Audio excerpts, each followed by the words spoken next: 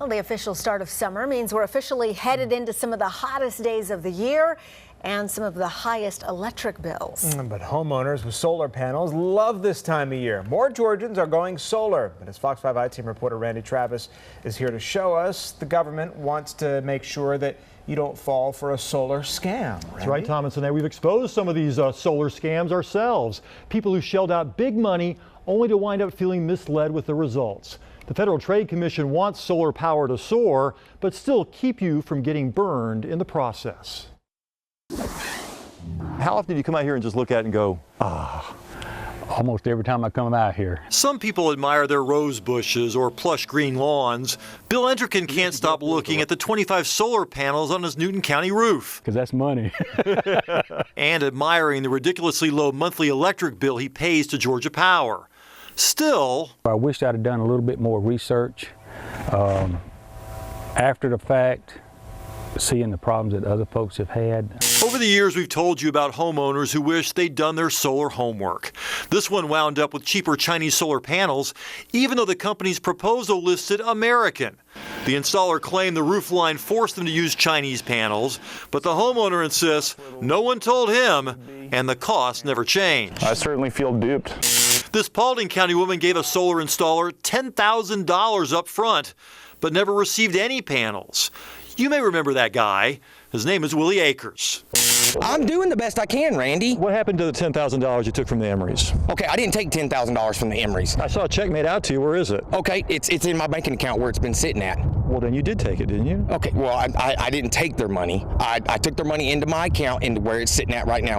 It must not have been sitting there long. Akers pled no contest to theft and agreed to pay back the $10,000. Earlier this month, he wound up back in jail on a probation violation. The homeowner told authorities Akers has only given her $300. Willie said I'd get down to zero or off the grid, and I knew that wasn't going to be the case. Akers also happens to be the guy who worked on Bill Entrican's house. When we first met Bill 3 years ago, he had been waiting months for someone to hook his new system into the power grid. Georgia Power told us Akers didn't submit the paperwork. I'm doing the best I can. I'm trying to submit it. It's new to Georgia Power. I tell you what, why don't you grab you some paper and go in and submit it to Georgia Power and see what they tell you about solar power. A few days after that interview, Entrican's system finally came online.